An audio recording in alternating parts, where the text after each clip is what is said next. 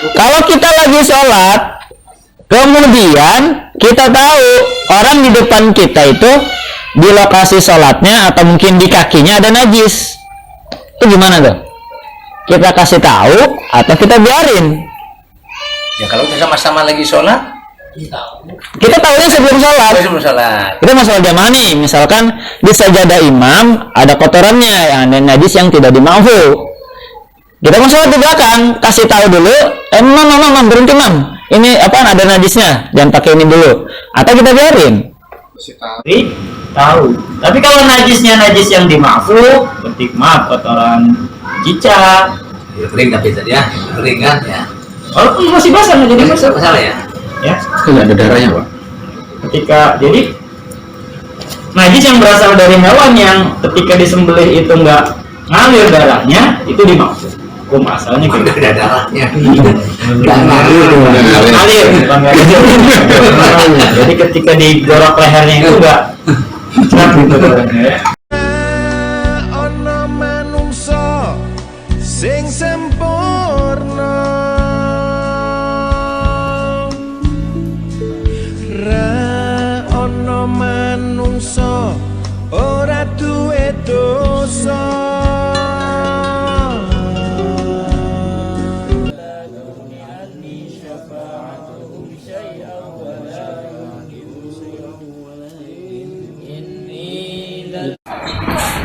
Bismillahirrahmanirrahim. Haji kita mulai aja ya. Ya.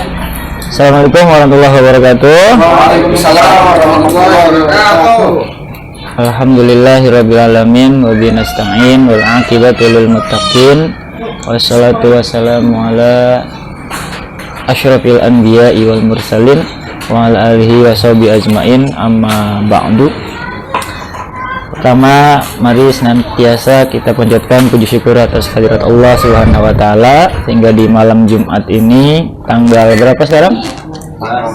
13 ya? 13 Januari 2022. Kita pun tadi seperti diinfokan sama Mas Pras, kurang lebih 70 harian lagi kita menyambut bulan suci Ramadan. Mudah-mudahan kita disampaikan usianya sampai sana dan juga diberi kekuatan untuk menjalankan ibadahnya sebaik mungkin. Salam dan salam sama-sama kita sanjungkan kepada junjungan kita, suri tauladan kita, manusia yang menjadi kekasih Allah Subhanahu wa taala, tiada lain dan bukan yakni Sayyidina Muhammad sallallahu alaihi wasallam serta para keluarganya, para sahabatnya dan juga umatnya. Pertama kita tawasul dulu sekaligus memberikan hadiah Fatihah untuk sohibul atau pengarang kitab ini, yakni Syekh Zainuddin bin Abdul Aziz Al-Madibari. Bismillahirrahmanirrahim. Ila hadratin Nabi Mustafa Sayyidina Muhammadin sallallahu alaihi wasallam wa hadiyatan khususan ila ruhi Syekh Zainuddin bin Abdul Aziz Al-Madibari Al-Khanani wa usulihim wa furu'ihim wa ahli silsilatihim syalillahi lahumul Fatihah. A'udzubillahi minasyaitonirrajim. Bismillahirrahmanirrahim. Alhamdulillahi rabbil alamin arrahmanir rahim maliki yaumiddin.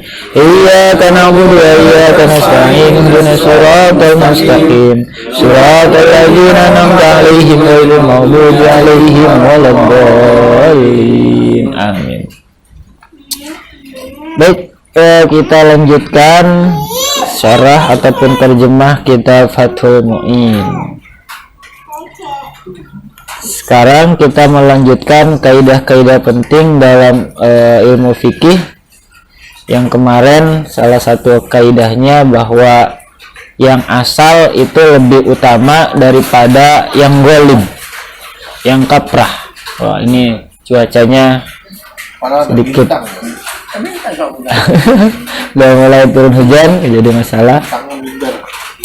Nah, kaidah yang berikutnya di sini disebutkan idza sabata aslun fil hilli, bila pokok dasarnya tetap halal, awil hurmati atau haram, awit taharati atau suci, awin najasa atau najis, fala yuzalu illa bil yakin,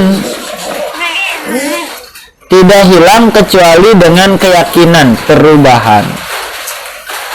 Jadi kaidah ini salah satu kaidah ilmu fikih bahwa kalau dasarnya asalnya halal, dia baru berubah menjadi haram kalau keyakinan kita tentang kehalalan benda itu sudah hilang menjadi haram gitu.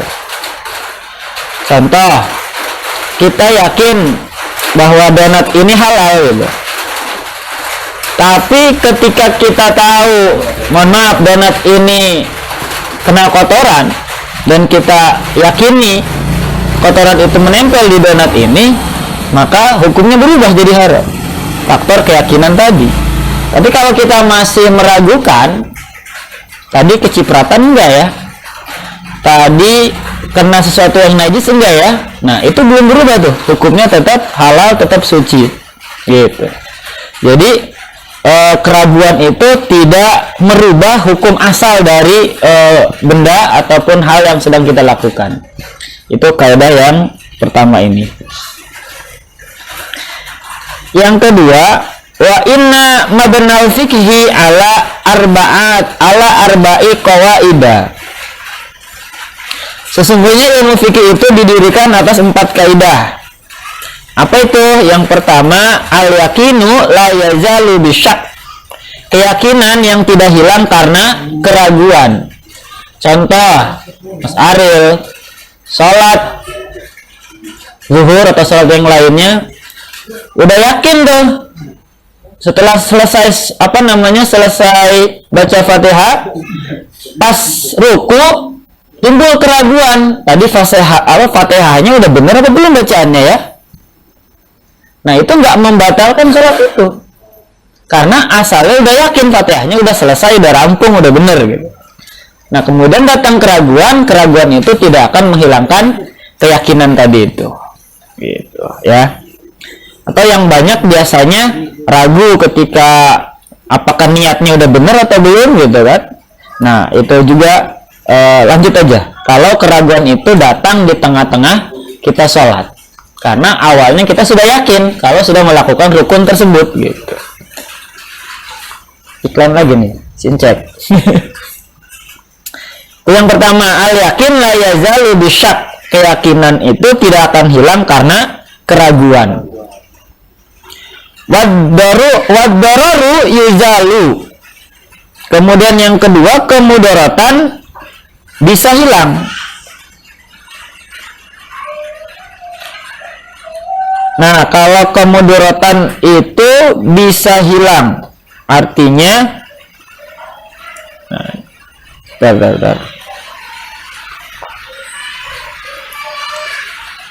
setiap kemudaratan itu kesusahan, kesukaran, kebahayaan itu pasti akan hilang. Artinya nggak selamanya kita dalam kondisi darurat ya. Jadi kemudaratan itu akan disusul dengan solusi, dengan jalan keluar. Bagaimana janji Allah, setiap ada kesusahan pasti ada kemudahan. Wa may ya'mal mithqala dzarratin khairan yarah wa may ya'mal mithqala dzarratin. Atau ada lagi di surat lupa nama suratnya. Setiap ada kesusahan pasti ada kemudahan. Inna ma'al usri yusra. Gitu ya. Kemudian yang ketiga, wal adah muhakkamah. Adat bisa dijadikan hukum. Artinya kebiasaan seseorang di sebuah wilayah atau lokasi itu bisa dijadikan patokan hukum. Contoh, di daerah kita, kalau ada perempuan, mohon maaf, jam 2 pagi kelayaban ya, itu biasanya adatnya dicap perempuan kurang baik. Nah, sekarang gimana kalau ada perempuan jam segitu pulang dari tempat kerja? Ini riskan, karena adat di kita ketika ada hukum adat seperti itu, maka sebaiknya menghindari pulang jam segitu. Ya. Solusinya ya bisa jadi dia ke rumah atau ke kontrakan rekannya dulu gitu kan. Atau mungkin di situ ada mesnya yang khusus untuk putri, bisa nginep dulu di situ baru pulang paginya. Itu menghindari itu.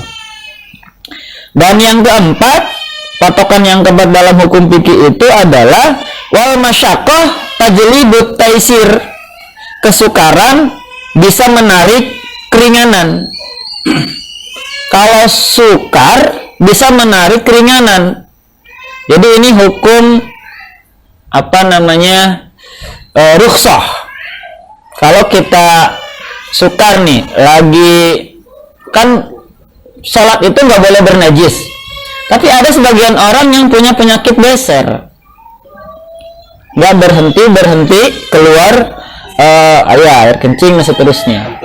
Maka dibolehkan tetap sholat walaupun dia keluar air kencing tadi itu dengan catatan pakai tempes atau sejenisnya, gitu ya. Jadi harusnya nggak boleh tuh. Tapi karena dia nggak bisa, sukar, susah buat dihilangkan, maka timbul keringanan, timbul rukhsah. Sama kayak puasa, kalau lagi sakit boleh nggak puasa. Kalau lagi dalam perjalanan boleh sholat juga di jama atau di qashar. Nah itu keringanan-keringanan. Ini yang menjadi 4 patokan hukum fikih. Yang pertama keyakinan, itu jadi yang nomor 1 ketimbang keraguan. Yang kedua, kemudaratan itu pasti bisa dihilangkan, ya. Yang ketiga, adat bisa dijadikan hukum, dan yang keempat, kesukaran bisa menarik keringanan. Itu, ya. Itu kalau yang beser itu mungkin kenapa? harus pakai wimpers, alasnya mungkin biar ini ya, najisnya nggak kemana-mana kali ya. Betul. Apalagi kalau sholatnya di masjid. Nah, fungsinya seperti itu. Lo kasih selang, Pak? Kasih selang. Kemana itu? Iya kan selang tuh. Iya, kemana? Keluar gitu. Ada botolnya loh. Keluar masjid. Lebih ribet ya. Ribet itu mah. Sama halnya dengan perempuan, mohon maaf, perempuan itu ada yang namanya darah istihadah. Darah istihadah itu darah haid, bukan darah haid, tapi udah lewat 15 hari, tapi masih keluar darah juga, tetap wajib sholat. Kan masih keluar darah, ya pakai pembalut yang banyak sampai yakin darahnya itu tidak tercecer kemana-mana, tapi tetap wajib sholat. Nah, itu karena ada kesukaran, maka ada keringanan. Hukum asalnya kan nggak boleh sholat keluar darah itu. Penyakit. Iya, betul. Ada lagi? Nah, lanjut ya. Ayo. Wa yungfa dimaafkan an mahalis tijmarihi, dimaafkan tempat bekas bersuci dengan batu. Nah, maksudnya gini. Istinja itu idealnya ataupun komplitnya itu bisa dengan barang ataupun benda keras dulu baru pakai air. Batu, daun, kalau sekarang mungkin pakai tisu gitu ya. Beda lagi kalau itu fungsinya. Buat luka biar glowing. Biar gak keriput gitu. Thomas. Ya. Jadi kalau istinja dengan batu, dengan sesuatu yang keras, itu kan nggak kayak dengan air. Kalau air itu kan hilang, nggak ada bekasnya gitu, asarnya juga hilang. Tapi kalau istinjanya pakai benda keras, itu biasanya nggak hilang total tuh, tapi berarti masih ada tuh asar-asarnya dikit, bekas-bekasnya. Aromanya juga mungkin masih kecium gitu kan. Nah itu dimaafkan. Tapi kalau ada air, lebih baik dicuci pakai air juga. Jadi yang sempurna itu istinja pertama pakai benda keras, yang kedua baru pakai air. Tapi karena kita orang Indonesia udah kaprah, Kalau istinja itu langsung pakai air, ya udah pilih yang praktis aja, pakai air, ya. Bahkan ada hadis yang memuji satu kaum di Arab sana bahwa kaum itu udah terbiasa tuh istinja pakai dua cara itu. Itu Rasul memberikan pujian, ya, untuk kaum tersebut. Tapi kalau di kita biasanya kalau cebok atau istinja cuma pakai benda keras, biasanya nggak betah ya, aromanya masih kecium, terus mungkin masih ada bekas-bekasnya gitu kan, pasti nggak betah, nggak nyaman. betul, nggak nyaman. Bintang itu kan nggak ada air, Nggak ada air, Pakai ada tisu. air tisu doang. Kalau tisu basah nggak apa-apa, tisu kering jadi bener. Kayak ngerasa ceboknya ya. Tidak. Tapi kalau memang ada masih ada air, memang lebih nyaman lagi. Ya, itu utamanya dua-duanya tuh dipakai tuh, tisunya kita pakai, baru pakai air. Tapi kalau udah kebiasa ya udah pakai air aja, nggak apa-apa, nggak jadi masalah, lebih praktis. Ya, Pakai ini gedebok pisang, pakai batu. Pisang yang bang. Kalau nggak batu nggak ada split nggak apa-apa. Asal nggak pasir aja, dan mau pasir lagi. nah lanjutannya nih. Ya. Wanimi dan tai lalat di sini bukan tai lalat kayak yang nempel di badan, bukan. Tai lalat di sini maksudnya kita punya pakaian biasanya sarung putih tuh, sering ada item-item itu, kita nyebutnya apa tuh? Ini ya, tai bukan, tai nyamuk biasanya kayak gitu. Nah ini yang dimaksud tai lalat di sini, tai nyamuk di situ ya. Wa naimi dzubabin wa baulin, dan juga air kencing, wa raufin, kemudian juga kotoran kelelawar, tai kelelawar, wa raufi khufashin fil makani, di tempat, wa kadza saubu, dan juga pakaian, wal badanu, dan badan, wa in kasura, walaupun banyak, li'usril ihtirazi anha, mengingat sulit menjaganya. Jadi dimaafkan kalau di pakaian kita, di badan kita, di tempat kita sholat ada tadi kotoran apa namanya, nyamuk gitu kan, kemudian air pipis, kemudian kotoran kelelawar, biasanya kalau di kita kotoran cicak gitu ya. Kalau sulit dijaga, artinya sulit dijaga itu menghindarinya susah gitu, itu dimaafu. Mau sholat nih, pas digelar sajadah, di mana-mana banyak kotoran itu, sedangkan mungkin waktu sholat sudah mau habis, ya udah kita gelar aja sajadah di atas itu, nggak apa-apa. Yang penting kering, ya, kotorannya udah kering.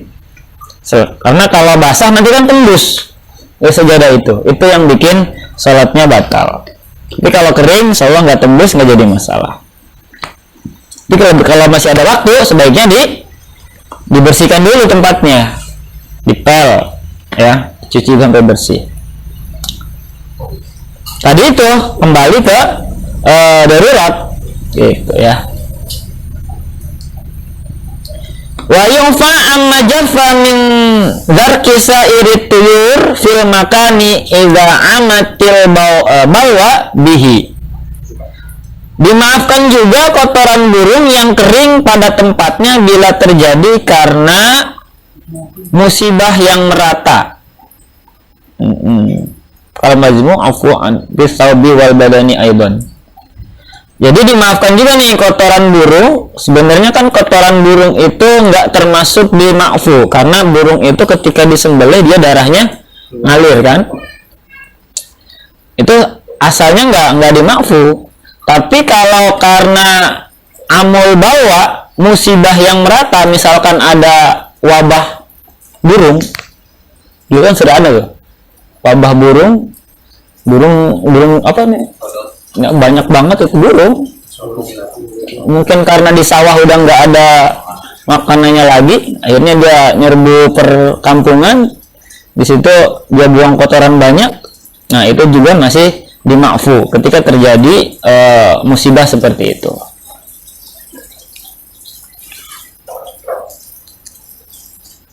Wala yufa an ba'ril fa'ri, tidak dimaafkan kotoran tikus. Nah, kalau kotoran tikus tidak dimaafkan. Walau yabisan, walaupun kondisinya sudah kering. Alal aujah, menurut kaul yang aujah. Tapi beda pendapat. Lakin tetapi afta syekhuna, menurut fatwa syekhuna, guru dari pengarang kitab ini, ya, Ibnu Ziyad taba'adil mutaakhirin, sebagaimana pendapat para ulama mutaakhirin.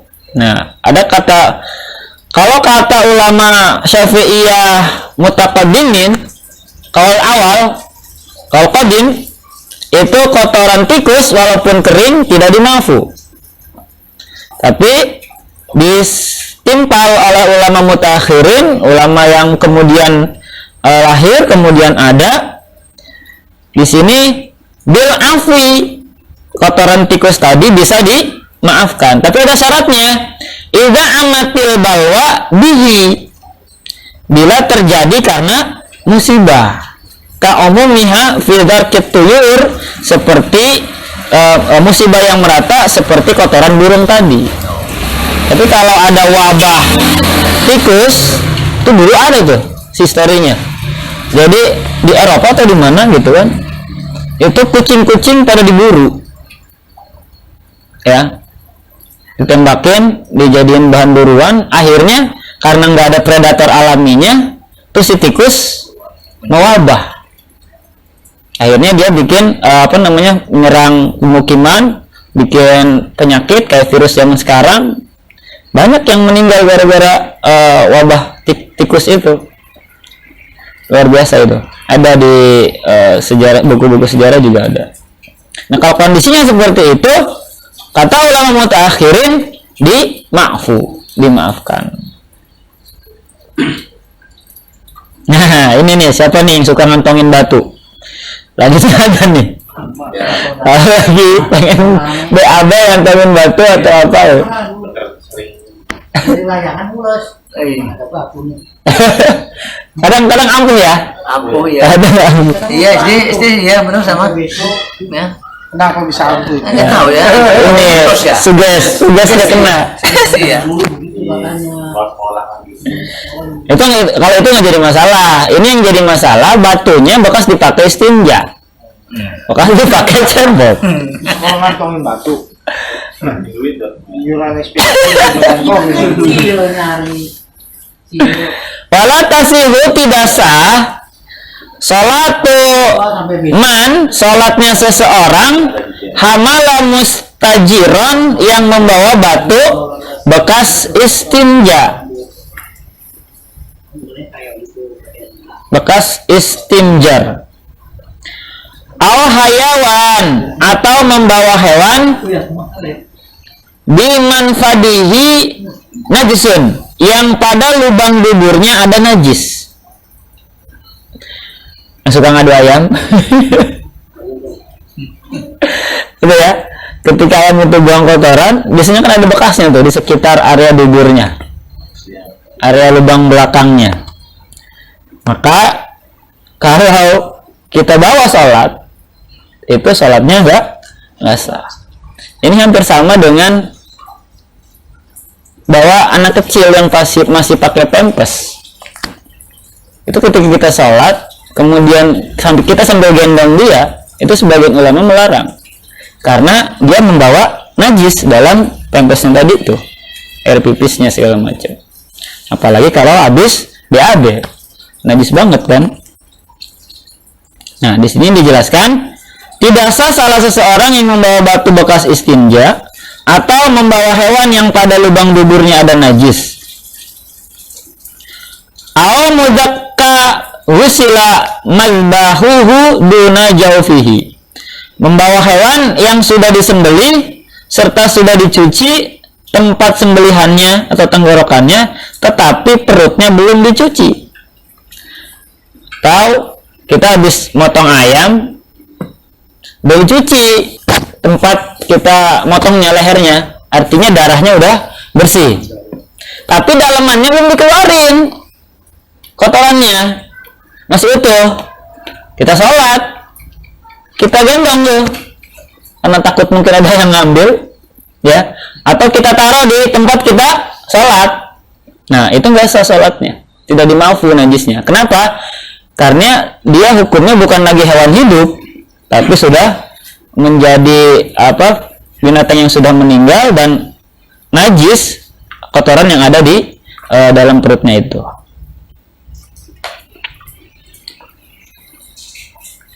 Tapi kalau jenazah gimana manusia? Ribet juga orang sholat bawa jenazah. Mungkin kejadian aja, mungkin ya, kita nggak tahu suatu hari nanti kan mungkin ada wabah atau apa gitu kan, anaknya atau dari keluarganya yang meninggal, dia sholat ditaruh aja dulu di situ saking sibuknya orang, nggak ada yang ngurusin gitu kan, mungkin aja. Kita nggak pernah tahu kondisi seperti itu, tapi mudah-mudahan nggak sampai terjadi sama kita. Nauzubillah min dzalik.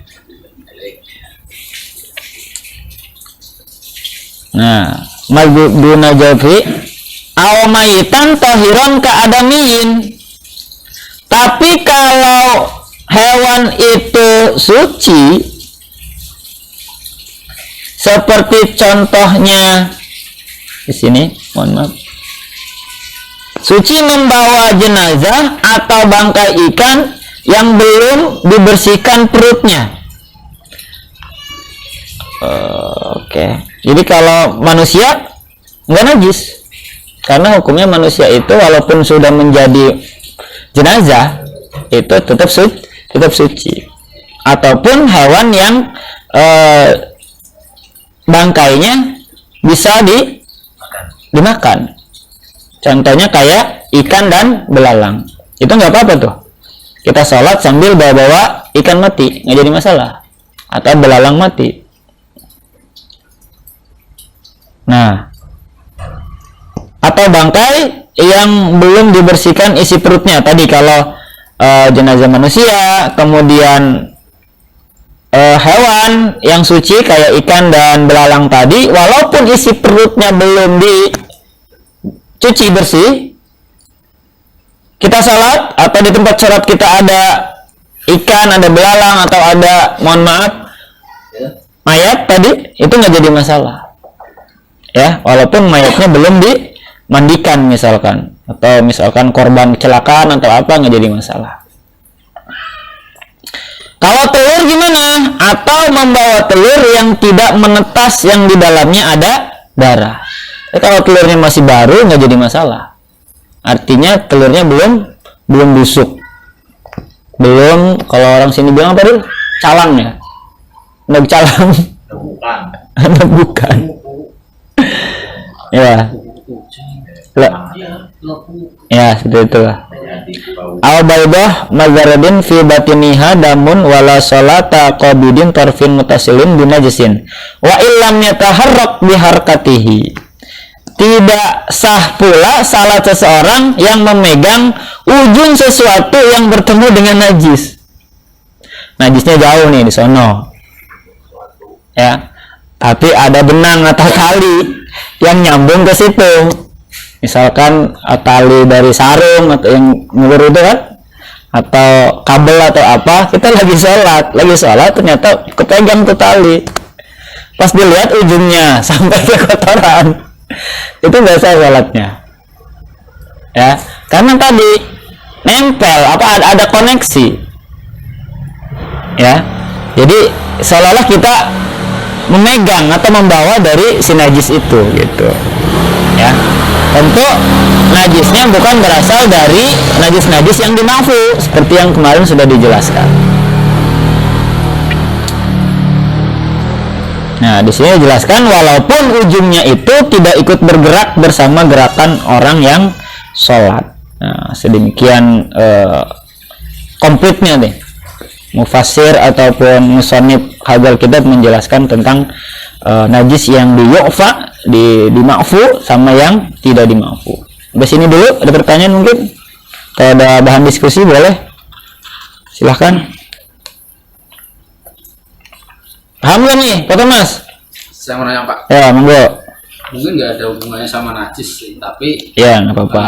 kita kan kerja biasanya ke Jakarta terus bawa barang ya, laptop, mungkin barang-barang tertentu gitu. Berarti pada saat kita sholat pakai apa tas yang ada laptopnya nggak apa-apa Pak ya? Jadi masalah. Kecuali dalam tasnya ada bangkai curutnya. Nggak jadi masalah selama nggak ada di tas itu barang-barang yang najis, nggak jadi masalah. Laptopnya mati ya. Kalau mati. Saya kan sering kejadian tuh kita taruh di depan atau apa, lupa ya, bablas sudah bablas sudah. Nggak apa-apa. Selama dengan catatan kita yakin tidak ada najisnya. Kalau ada najisnya seperti maaf kotoran burung atau kotoran yang lain yang tidak dimaafu, sebaiknya ditaruh di tempat yang tidak di area kita sholat. Kalau bawa bekal Pak, Bekal nasi atau sayur gitu, nggak jadi masalah, kan itu suci, Barang halal ya. barang halal, Halal.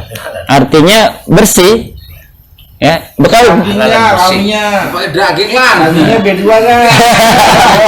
Nah, kalau bekalnya itu lain masalah itu. Anda RW lagi sih. Nah, kalau bekal makanan nggak jadi masalah, walaupun mungkin mohon maaf kalau agak lama kan aromanya itu ya nggak jadi masalah selama bukan tadi B2, bukan yang berasal dari najis. Itu 29. Nah. Daripada nggak kusuk Pak, Iya, dengan di aja di bawah rangsel ini. iya nggak jadi masalah. Apalagi sholat di masjid umum kan, kita khawatir kalau naruh barang gitu kan. Jadi, jangan dilihat, yang penting kan kita sesuai syariat Pak. Nggak melanggar itu. Tapi hati-hati tuh, sholat di masjid raya kita naruh HP di depan, kan ada kejadiannya tuh, rekaman itu. Begitu sujud diambil dari belakang sama orang, dia kabur. Iya. Mau ngejar sholatnya nangis batal. Apalagi sholat Jumat kan nggak berkutik tuh. Artinya ya kita amankan lah, yang pasti nggak ngeganggu kekhususan kita juga pada saat sholat. Nah, kalau ada kejadian kayak gini, ini ada cabang lagi nih. Ada lagi mungkin yang ditanyakan tentang tadi. Cukup. Nah, cukup. Kalau kita lagi sholat, kemudian kita tahu orang di depan kita itu di lokasi sholatnya atau mungkin di kakinya ada najis, itu gimana tuh? Kita kasih tahu atau kita biarin? Ya kalau kita sama-sama lagi sholat, Kita tahunya sebelum sholat. sebelum sholat. Kita mau sholat jamaah nih, misalkan di sajadah imam ada kotorannya, ada najis yang tidak dimaafu. Kita mau sholat di belakang, kasih tahu dulu, mam, berhenti mam, ini apa ada najisnya, jangan pakai ini dulu. Atau kita biarin. Kasih tahu. Kasih tahu, Ustaz. Nah, di sini. Nanti bagusnya kasih tahu. Udah semua nanti mah Iya. Kalau dia aja, kalau imamnya dulu enggak apa? krusial ya. Oh, udah najis ya, ini mau bawa najis ya. Nanti Imamnya masa karena nggak tahu. Cuma makmumnya yang tahu. Masa. kan jadi jawab imam, makmum jadi yang dosa. Jadi dosanya ke makmum semua. Ada nih jawabannya di sini. Saya ngasih soal udah jawabannya sini. Farun cabang lauroa bila melihat man yuridu sholatan, orang yang akan sholat wa bi thawbihi najsun, sedangkan pada pakaian atau tempat sholatnya itu ada najis, ya, ghairu ma'fuin, yang tidak dimaafkan, misalkan kotoran burung atau tadi kotoran tikus segala macamnya, maka lazimahu i'lamuhu, kita wajib memberi tahu. Tapi kalau najisnya najis yang dimaafu, seperti maaf kotoran cicak, Itu kering tapi tadi ya, itu kering kan ya. walaupun masih basah nggak jadi masalah, Masalah ya. ya. Tidak ada darahnya, Pak. Nah, ketika jadi najis yang berasal dari hewan yang ketika disembelih itu nggak ngalir darahnya, itu dimaafu. Hukum asalnya kayak gitu. Ada darahnya. Enggak ngalir darahnya. Nggak ngalir, bukan nggak ada darahnya betul. Jadi ketika digorok lehernya itu nggak mencrat gitu darahnya, ya, itu nggak dimaafu.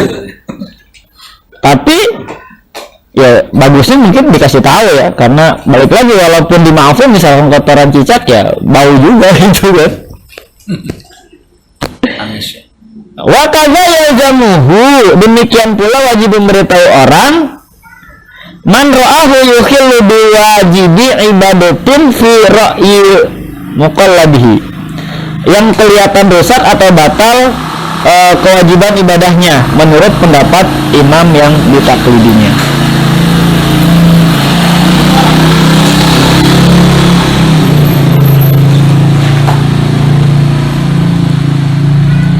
Nah, jadi kita ya kasih tahu aja gitu kan, apalagi statusnya dia imam, ya. Daripada di tengah-tengah sholat dia, ada najis nih, nanti satu jamaah nggak khusus semua itu. Tapi yang jadi imam juga artinya kita cek dulu lah sebelum kita sholat itu, kita pastikan di bawah, di samping nggak ada najisnya. Itu yang lebih bagus. Oke, sampai sini apa lanjut? Apa nanya Pak? Girang bener ya.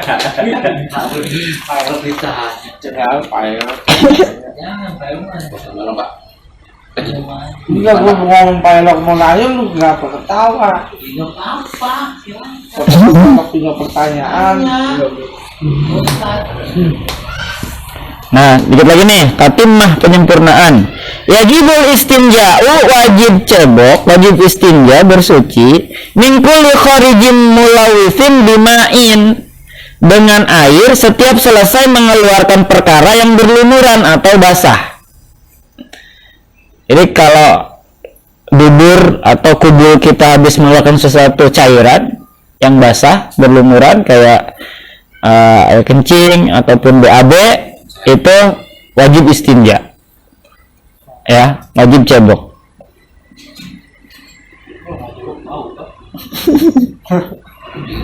Makanya wajib.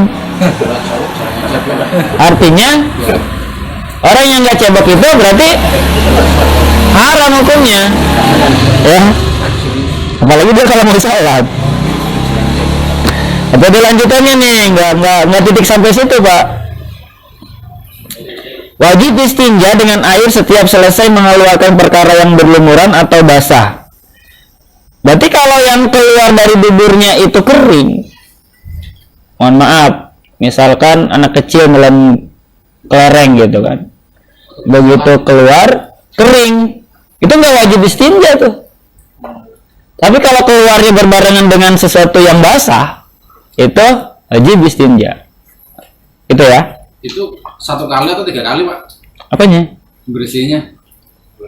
Maksudnya? Bersih. Sampai 3 kali. kita yakin bersih aja. 3 kali masih belepotan. Ini mau dikatakan bersih. Nih jawabannya ada di sini. Pakai bersih. Wayat fihi walabatu zanni zawalin najasa. Pada waktu istinja cukup dengan dugaan yang kuat bahwa najisnya telah hilang. Jadi sampai kita yakin najisnya sudah hilang. Kalau saking pengen yakinnya sampai dicium gimana?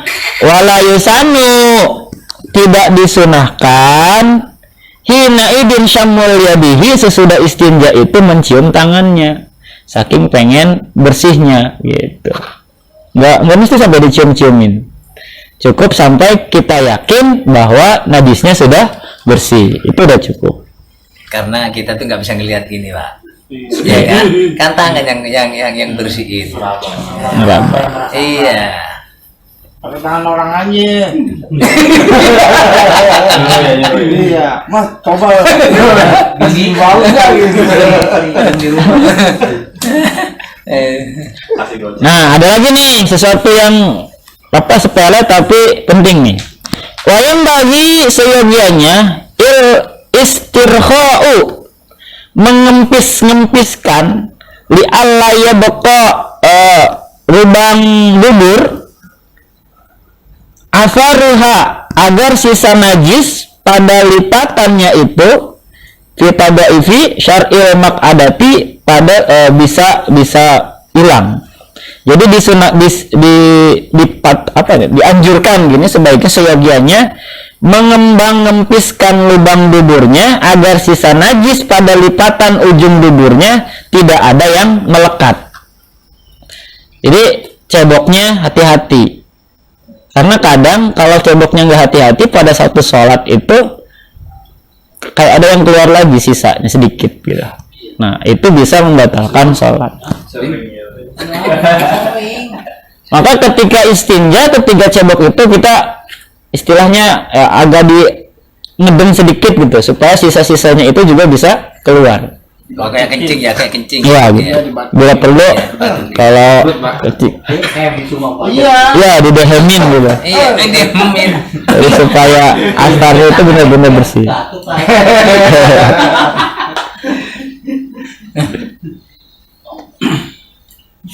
Keluarnya aja udah lah. Tetap harus dulu beberapa satu atau dua kali gitu. Jadi supaya bisa bersihnya itu total gitu. Ya. Terus keluar itu.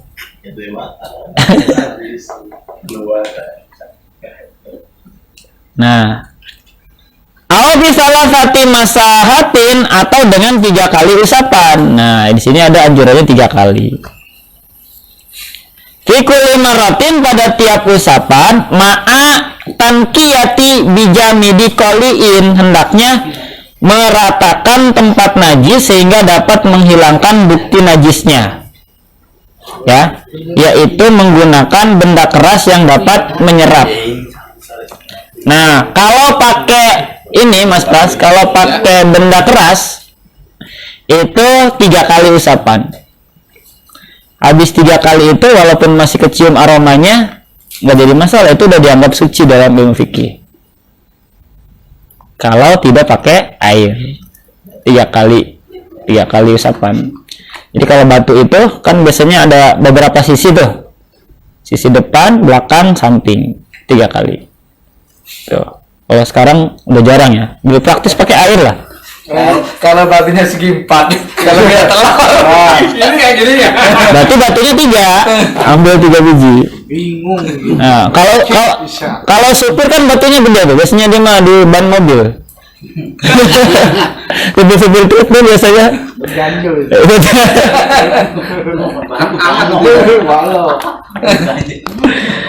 Ya. Nah, jadi sedetail itu ulama kita mengatur tentang najis, istinja, istirja. Tujuannya adalah kita untuk berhati-hati, menjaga kesucian diri kita, apalagi ketika mau menghadap Allah dalam ibadah sholat. Ya, karena sholat itulah yang nantinya amalan pertama yang akan dihisab. Kalau sholatnya baik, rapi, sesuai tuntunan Rasulullah, insya Allah amal yang lainnya akan mengikuti rapi. Ada lagi yang ditanyakan? Cukup ya? Cukup. Untuk malam ini kita cukupkan sampai di sini. Mohon maaf kalau banyak kekurangan, kekeliruan. Mudah-mudahan bisa saling mengingatkan kembali. Wa yunzabul lidakhilil khala'i wallahu a'lam bishawab. Assalamualaikum warahmatullahi wabarakatuh. Waalaikumsalam warahmatullahi wabarakatuh.